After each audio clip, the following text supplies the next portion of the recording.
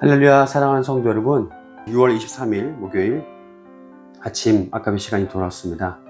오늘 함께 보실 말씀은 구약성경 사무엘상 30장 1절에서 20절까지 말씀을 가지고 하나님을 향한 신뢰로 절망을 이깁시다 라고 하는 제목으로 은혜를 나누도록 하겠습니다.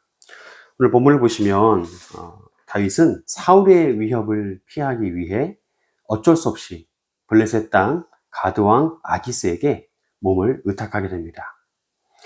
그렇게 다윗은 자신의 가족들을 보호할 요량으로 그들을 시글락 땅에 따로 안전하게 빼놓게 되죠.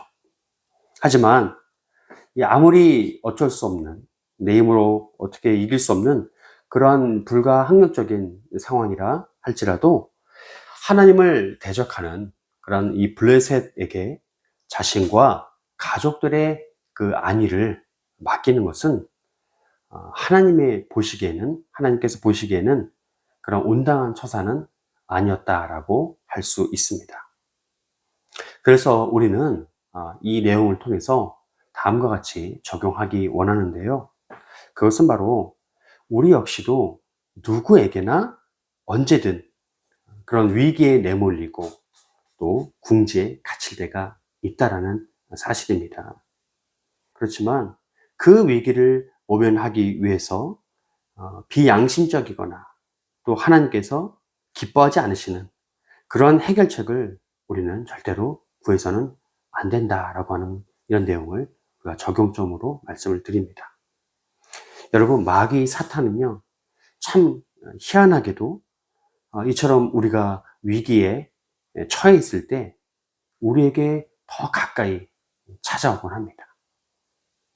왜냐하면 누구든지 어려운 상황에 그렇게 내몰리게 되면 시야가 좁아지게 되고 판단이 흐려지게 되기 때문입니다. 하지만 우리 믿음의 사람들은 이렇게 어려운 때일수록 당장에 금방 해결되고 또한 손쉽게 내가 당한 어려움을 끝내줄 수 있는 그런 비진리의 속삭임을 듣지 말고 사단이 내민 그러한 손을 뿌리쳐야 합니다. 이런 결단으로 나아가시는 저와 우리 모든 성도님들 되시기를 간절히 축원합니다. 여러분, 오늘 본문은요, 총 3가지의 단락으로 구분되어 있는데요. 첫 번째 단락의 내용은 1절부터 6절까지의 말씀입니다.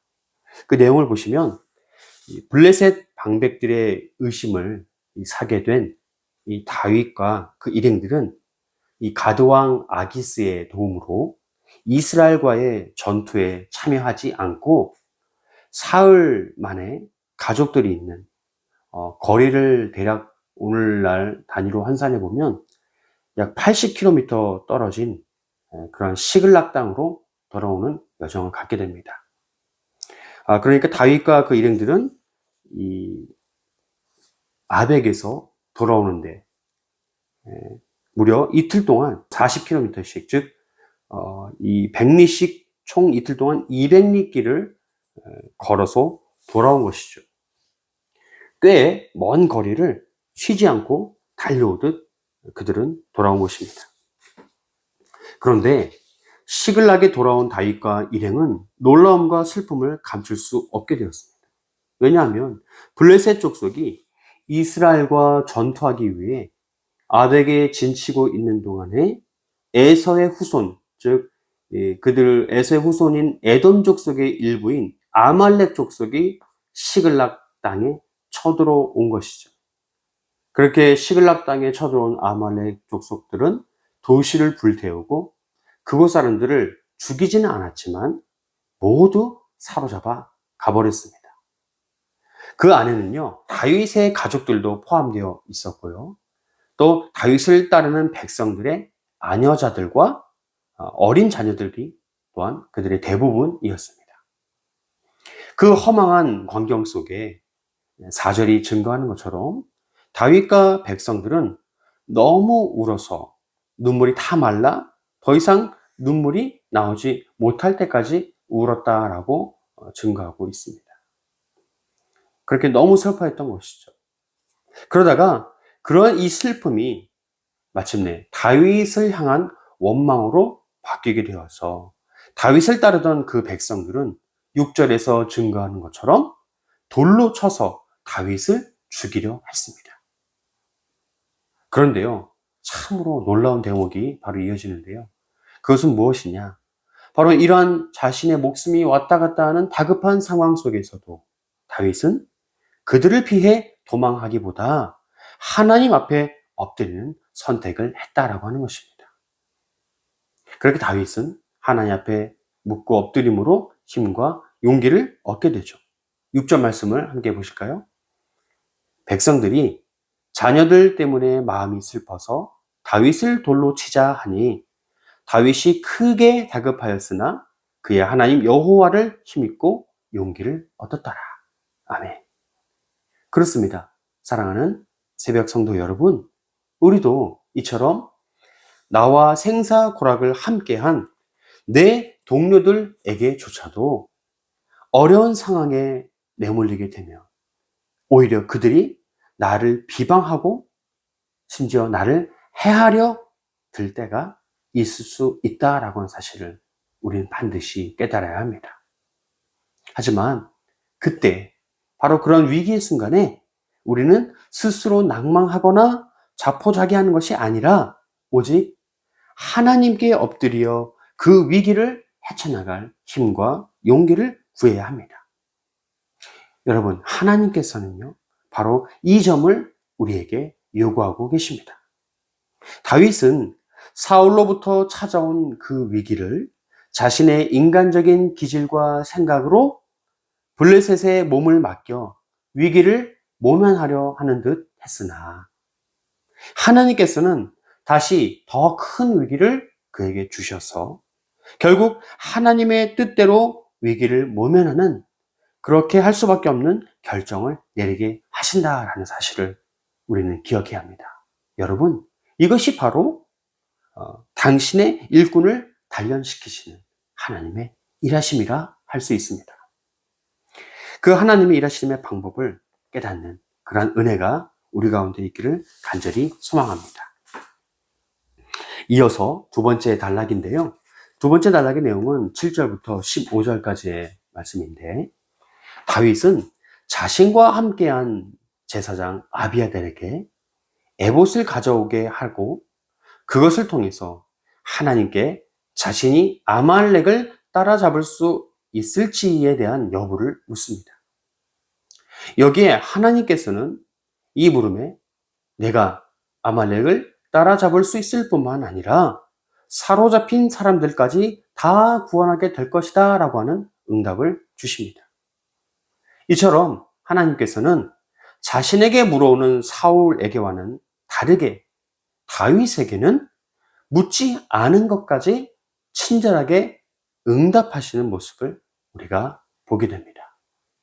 오늘 본문에서 따라잡다, 히브리어로 나사그 라고 하는 말과 또 구원하다, 히브리어로 나찰이라고 하는 이 말의 이 두 동사는 이 안에 강조의 의미가 녹아 있는데요.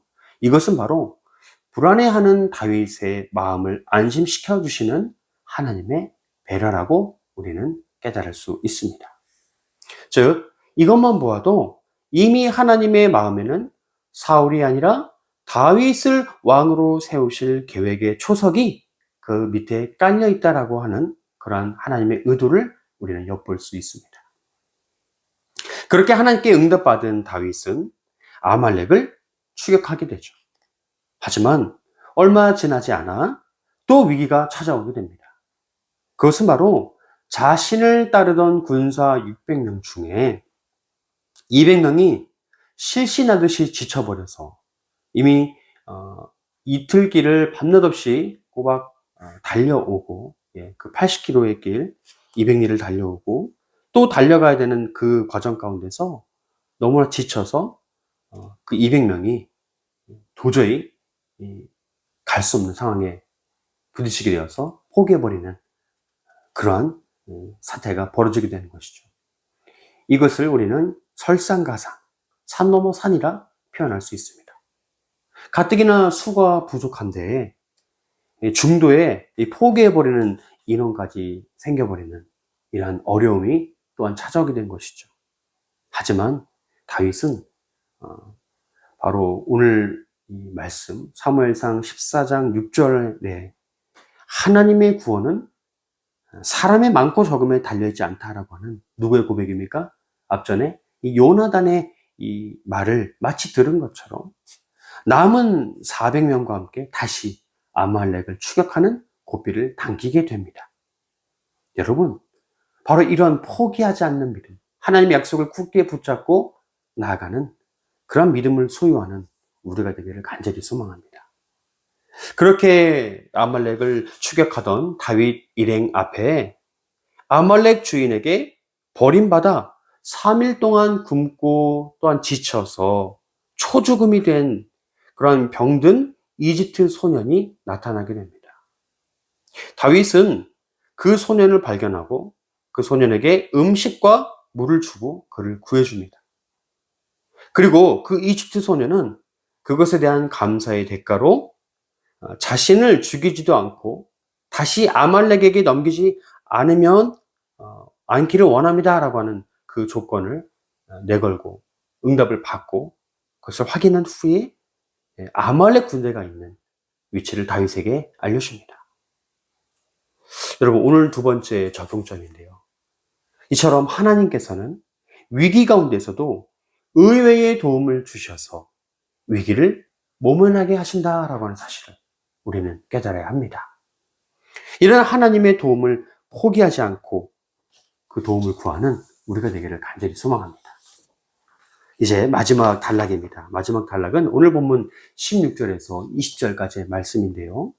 그렇게 이집트 소년의 도움으로 아말렉 진영에 다윗 일행이 도착하자 그 다윗의 눈에 들어온 광경은 이미 유다와 시글락 땅에서 탈취한 노략물로 잔치를 벌이고 있는 그런 아말렉의 방심한 모습이 들어오게 되는 것입니다.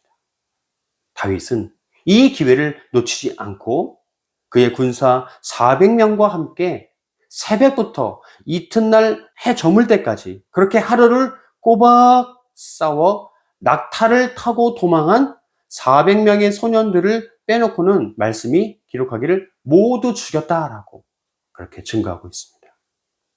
여러분, 낙타를 타고 도망한 400명의 이 아말렉 소년들, 또 다윗과 함께한 400명의 군사들. 여러분, 이 400명의 두 숫자는 우리에게 완전한 승리와 또 완전한 패배를 그렇게 같은 숫자로 대비시켜 준다라고 하는 것을 우리는 보게 됩니다. 이렇게 우리는 이 본문을 내용을 통해서 세 번째 단락을 통해서 세 번째 적용을 우리가 하기를 원하는데요. 이제 말씀을 이렇게 하면서 정리하기 원합니다. 여러분, 우리 믿음의 사람들은요, 이 위기와 낙심의 상황 가운데 있을 수 있죠. 누구나 그렇게 어려운 가운데 처할 수 있습니다. 하지만 그렇다 할지라도 절대로 나의 인간적인 생각과 나의 인간적인 계획으로 그런 위기를 절대로 모면하려 해서는 안 됩니다.